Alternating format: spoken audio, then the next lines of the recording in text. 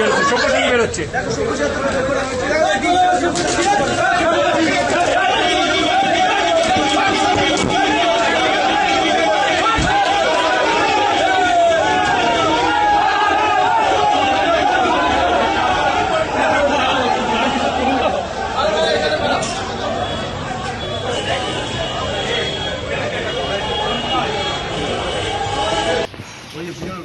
দাদা গ্রেপ্তার করা হলো, কি বলবেন সভ্যদা?